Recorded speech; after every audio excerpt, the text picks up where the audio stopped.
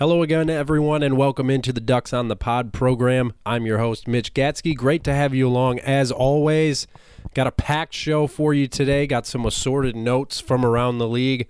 I want to get into the last couple of series that I saw at Comerica Park with the Los Angeles Dodgers and the New York Yankees coming to town. I've got my own list of favorite player weekend nicknames to get into.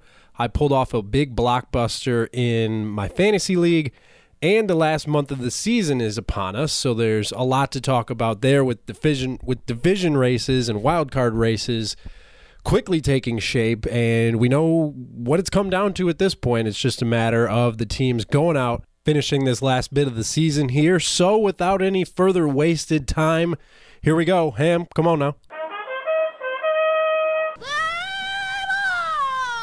All right, so some notes here before we really get started. And I have to start off with this. Last Tuesday night, August 22nd, Albert Pujols passed Sammy Sosa for 8th all-time on the home run list. And better yet, that made him the leader among foreign-born players. And now every single dinger Pujols hits from here on out will be historic. It's a real shame that no one's talking about this more.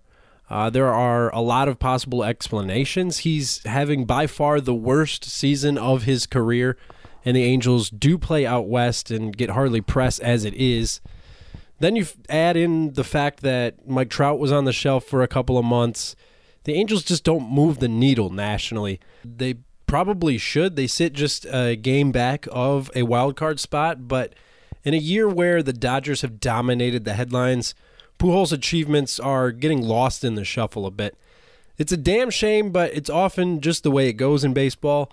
The noteworthy all-time records are so lofty, and it takes such a long, consistent career to get anywhere near them that by the time anybody does, they're not nearly as good as they once were. It's hard to get excited about a guy hitting his 610th homer when they're coming so infrequently for him now. Hats off to Pujols, though. He's a first-ballot Hall of Famer, hands down. There is no debate on that. I will not hear it. The man hit at least 30 homers and drove in at least 99 runs in each of his first 12 seasons in the majors. Sure, he's not the same player. He's not even close, but this is still history, and I'm still honored to watch it unfold. And speaking of, how about Giancarlo Stanton? This guy has been unreal since the All-Star break. I mean, you've seen the highlights. You've heard the numbers. 18 this month, 12 in July. He's hit 30 homers in roughly the last 60 calendar days. And I can't totally wrap my head around that. Maybe you can. His extremely closed stance, I'm sure you've seen it if you've watched him play this season. It's a bit of a surprise because he did take that fastball to the cheekbone a few years ago. So I really admire the adjustment that he's been able to make in his swing this year. That stance is dramatically closed off. I mean, his front foot is toward the line on the batter's box in front of the plate. You know, you can't cross that line, can only get so close to the plate. And then his back foot is almost at the back line. His feet are way spread apart, and I don't know how he's getting to balls on the inside half of the plate, but clearly it's working for him.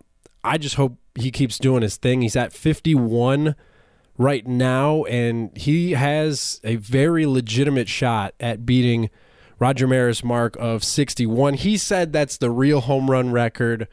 I don't want to get into that. It's very messy. Everybody has their own opinion and their own feelings on it. I'll just be happy if he gets to 62. I mean, that's just very cool. It doesn't matter what you think. You know, a guy gets to 60 homers, he gets to 61, he gets past Maris and to 62. That's just a very cool thing to see happen in baseball, regardless of how you feel about the player who's doing it or the team he's on, whatever. It's good for baseball. Last thing here, the Giants were officially eliminated from NL West contention on August 20th. I don't know how I could look this up, but that's got to be the earliest time in quite a few years now that a team has been eliminated so early from contention in their division. I just had a little chuckle at that. It's not totally the Giants' fault, obviously. The Dodgers have just been in a whole nother planet this season, but the Giants will not be winning the NL West. And August 20, that's so early to just have basically nothing to play for at this point. They're not going to get a wild card. And it's a lot of veterans on that team who are looking for their next deals and their way out of town, it looks like. So those three notes, Pujols and Stanton continually hitting homers. Pujols, accumulated over many years, and Stanton has just been something else, something to behold for sure since the All-Star break. The Giants, donezo, and that's it. Now let's jump back into the show. Here we go. So if you listen to the last show, you know that I was blessed on my birthday weekend, not this past weekend, but the weekend before that. I was blessed to get to watch the best team in baseball in my hometown, and the Los Angeles Dodgers almost swept their way through the Tigers. There were lots of Dodgers fans around Comerica Park. It looked like some of the Dodgers outfielders had some trouble figuring out where the warning track and the wall were. They misplayed some balls. Peterson and Bellinger both nearly made great plays. It just seemed like they were unfamiliar with the park and couldn't time their jumps perfectly. Bellinger was actually lifted from the game Saturday after getting turned around and having some more trouble out and right. He hit the 10-day DL with an ankle something or other. Hope he's okay, obviously. NL Rookie of the Year right there. It was a treat to watch him, unfortunately. That time was cut a little bit short. But Curtis Granderson actually was traded from the Mets to the Dodgers after Friday night's game. And he started in left field Saturday and Sunday. Got huge cheers from the Tigers fans all weekend. He's a very popular player here in Detroit, in both sides of New York, and I'm sure he will be in L.A. as well. A great guy. I went down to the game early on Sunday. Actually got Granderson's autograph. You might have seen it on Twitter. I had him sign one of the stickers. I should have slid him one and had him post it or just keep it and do whatever with it, next time. You don't think of these things in the moment, but next time. Justin Verlander saved the Tigers from a sweep at the hands of the Dodgers. He and Kenta Maeda both were perfect through 4 on that Sunday afternoon. And the wheels ended up falling off for Maeda. Verlander, on the other hand, went 8, giving up just 2 hits and a walk. He struck out 9.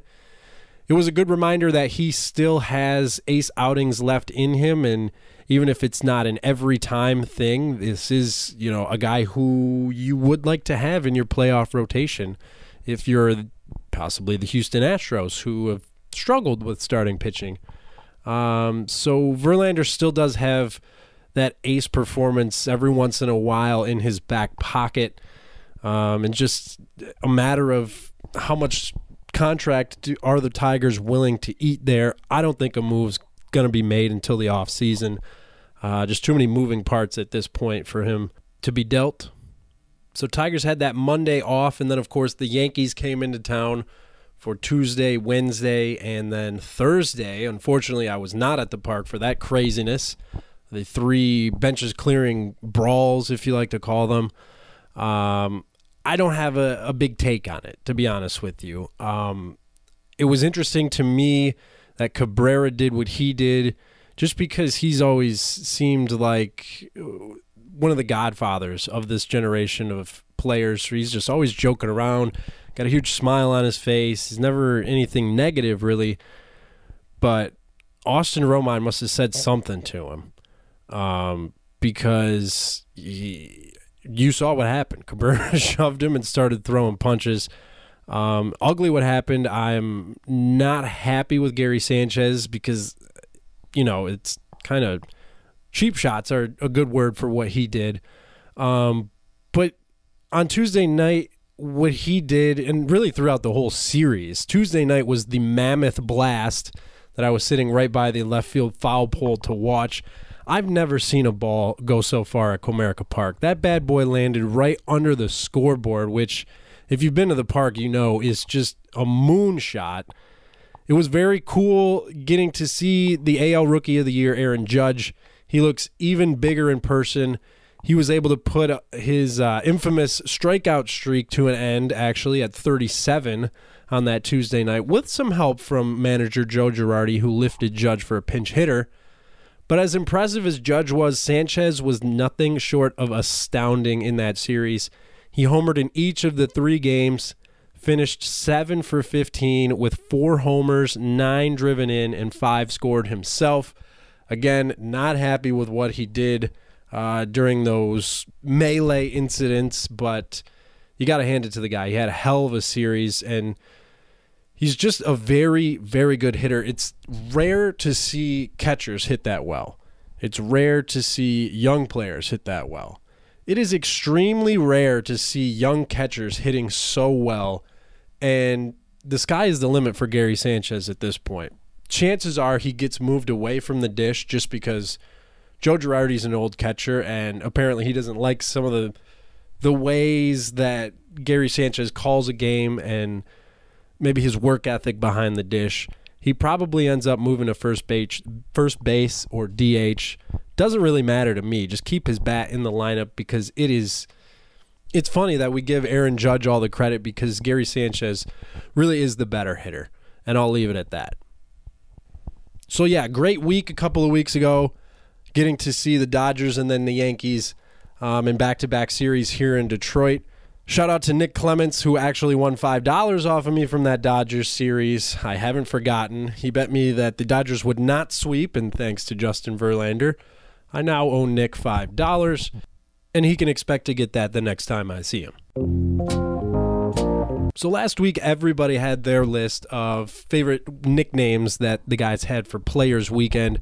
Cespedes Family Barbecue did their top 100 nicknames. Then somebody did a 25 best nicknames in history. I have a short list of my own. Here they go. Lucas Duda of the Rays. Simple. Dude. Love it. Melky Cabrera now plays with the Royals. I've always loved the Milkman thing. Instead of Milkman, he's Milkman. Kind of cool. Josh Phegley of the A's. This is my favorite. Hands down favorite. He wore PTBNL last weekend. That stands for Player to Be Named Later. If you're a baseball fan, you're probably familiar with the term. It often comes up in trades when cash considerations and a player to be named later will go to another team for whatever guy. And basically that just means at a later time, they figure out who the player is that's going to go the opposite way. Thought it was a great touch by Phegley, who's kind of one of those guys. He fits into that category of not really a standout, but maybe a player to be named later. Moving on, Wei-Yin Chen of the Marlins. How cool is this? His name was Wei-Yin. Play on words of his name. Another one of those, Carl Edwards Jr. from the Cubs. He went with Carl's Jr., the restaurant. Maybe you know it as Hardee's. I don't know. I can't. Is it Carl's Jr.? Is it Hardee's? Is it the same? Don't know. Brad Hand of the Padres. I don't understand this one, but I like Brotato. Maybe there's a name behind it, maybe not. Brotato, kind of cool. And the last one I had to mention, Michael Conforto of the Mets, because he used my childhood nickname Scooter on the back of his jersey. And mentioning Conforto also allows me to segue into the blockbuster trade I made last week in fantasy baseball. So Country Strong is not looking like a team that will finish in the money this season. And that being the case, I've begun looking toward next year. I had 4 guys on my roster picking up regular saves and one that I had just dropped that I knew I could pick right back up if I needed to. And Pete, the owner of the team that's battling for first place, he's got one need left. That was saves. He's also got an offense that's absolutely mashing, and he's leading all the offensive categories by a wide margin. So I see Pete and his son Nick, who I owe $5, both good friends of the show. Shout out to them.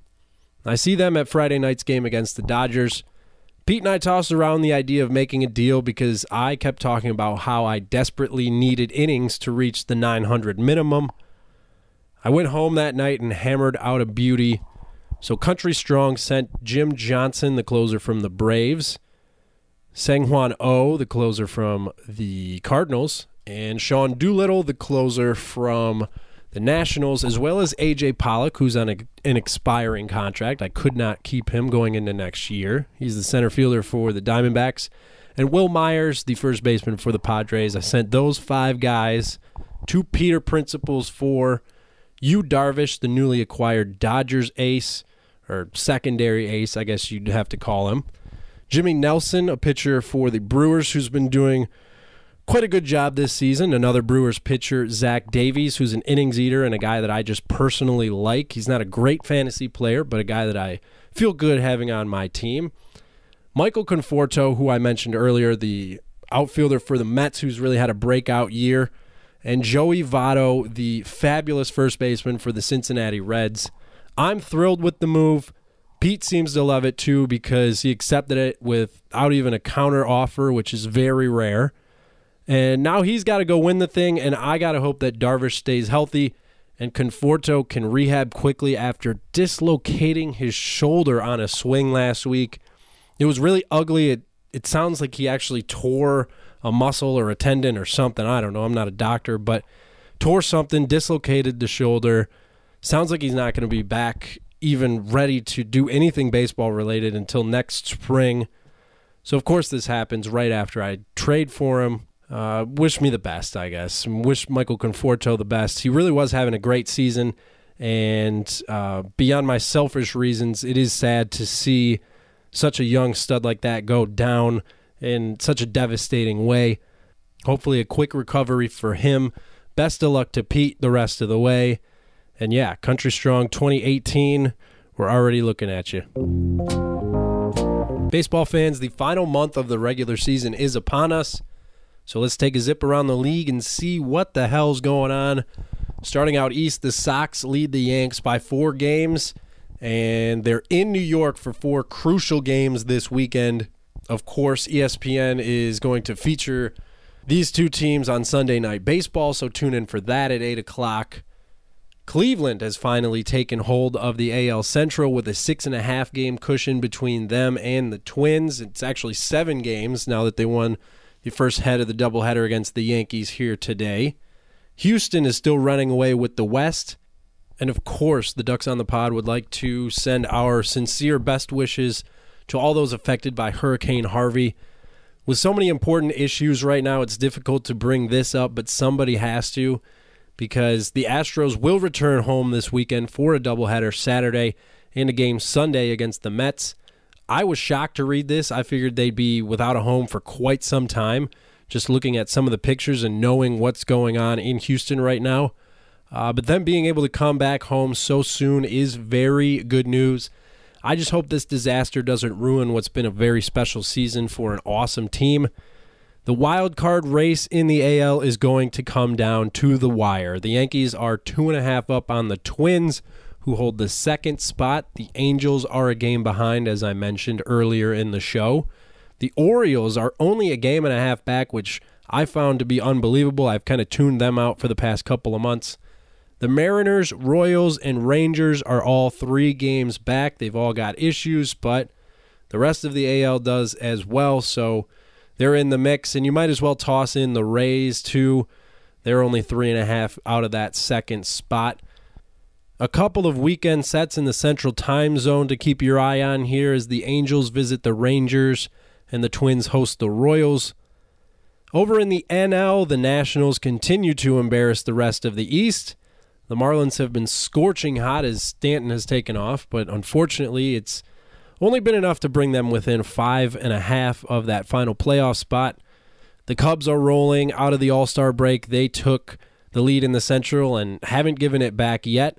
They paced the Brewers by 3.5 and the Cards by 5 as we stand now. The Nationals are in Milwaukee this weekend for 3 with the Brew Crew. That's a big series, particularly for the Brewers, who need to start making up some ground on the Cubs as we enter September here. Of course, the Dodgers are still winning an astounding 70% of their games, and literally all they're playing for at this point is a shot at surpassing 116.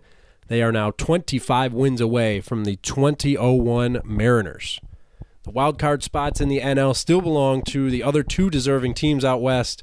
The Diamondbacks are 2 ahead of the Rockies, and they'll be in Denver this weekend for a huge 3-game set. The Rockies, meanwhile, are 4 up on the Brewers and 5.5 up on the Marlins and the Cards. I don't give the Marlins and the Cards much of a chance here. I think it's more a matter of seeing if the Brewers can catch up with the Cubs in the Central And then if they can't, trying to catch either the Rockies or the D-backs, who will be battling for home field advantage in that wild card game. But yeah, this is where we are right now. The AL, obviously, a little bit crazy with a lot of teams close in the mix there. If I had to, I'd say the Yankees are obviously a team that deserves a spot. And that second spot, I mean, it really is up in the air. The Twins are good sometimes, bad at others. The Angels, they have a few good players. I don't know if that means they can end up winning the thing. The Orioles, like I said, tune them out. The Mariners, who knows? They need to find starting pitchers. They just traded for Mike Leake today, so maybe that'll help them. The Royals can't score again. The Rangers are a disaster after trading Darvish, and it's a mess. I guess if I had to, I'd go with the Yankees and the Twins, who hold the spots right now.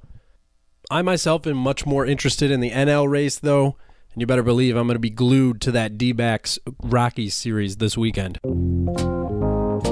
That's going to do it for episode number 18 of Ducks on the Pod. Thanks so much for letting me talk some baseball. I'm your host, Mitch Gatsky, and you know what I ask for by now. Please follow us on Twitter at Ducks on the Pod. Like the Facebook page.